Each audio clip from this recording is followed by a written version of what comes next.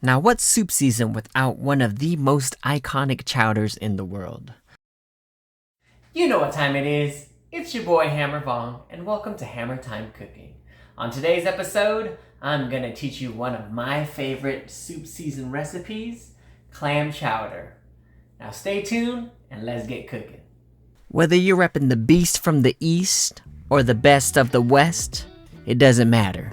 This clam chowder recipe goes hard.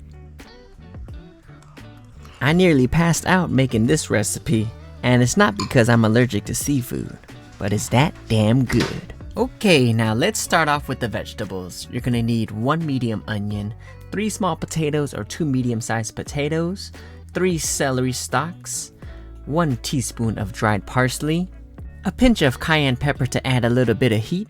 We'll need 1 quart of half and half. To make our roux, we're gonna use 3 tablespoons of flour and a half a cup of butter. For our proteins, we're gonna use 4 slices of bacon. For today's recipe, we're switching it up with chopped clams, whole clams, and some clam juice.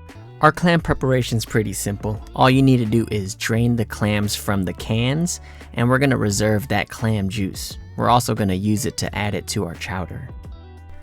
Now in a stock pot, we're gonna simply add our bacon. We're gonna brown it and render out all the fat for all of its flavor. Now once the bacon's finally cooked, you can remove it from the pot and save that bacon goodness. Next, add in our onion, add in our celery. Allow the onion and celery to cook till they're nice and soft. Then we'll add in our potatoes. Remember, I like to layer our flavors of food, so don't forget to season your vegetables with some salt and pepper. We'll add in some cayenne pepper to add a little kick. Add 1 teaspoon of dried parsley. Make sure to mix in the seasonings thoroughly. That way we can add in our reserved clam juice. We're not using any other type of broth, so we'll add 1 more bottle of clam juice. This part's also optional. You can also add in a bay leaf. Next, add in half a quart of half and half. Allow this to cook for another 10 minutes. So while the soup's cooking, we're gonna start on our roux. We're gonna add some butter. Now this is half a stick.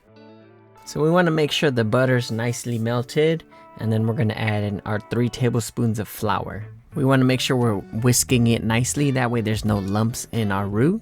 I also season my roux with some salt and pepper. Now we'll slowly add the rest of our half and half into our roux. So this is the consistency that I'm looking for.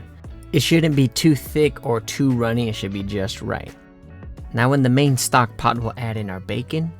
Next, we'll add in our clams. Reason why I added chopped and whole clams is to get different textures, and I wanted the full flavor of the clam. Cook the clams for roughly 10 minutes, that way they don't overcook. I know this part looks weird, but we're gonna add in our roux to thicken up our chowder. Now this is what's gonna give it that nice, thick, creamy texture. I personally like my clam chowder on the thicker side, but leave in the comments. I want to know how you guys like your clam chowder. Do you like it thick or on the soupy side? Do you get your clam chowder in a regular bowl or in a sourdough bowl? For me, I think the sourdough bowl is pretty, but I never finished the actual bread. You know what I mean? I like my clam chowder with a little bit of green onions, topped off with some crunchy oyster crackers, some black pepper, and a little bit of Tabasco. Ladies and gents, I present to you my Hammer Time clam chowder. I hope you get to try out this recipe. Now don't forget to hammer that like button, leave a comment, share it with your friends, and if you haven't already, subscribe to this channel. Welcome very much, and I'll see you again next time.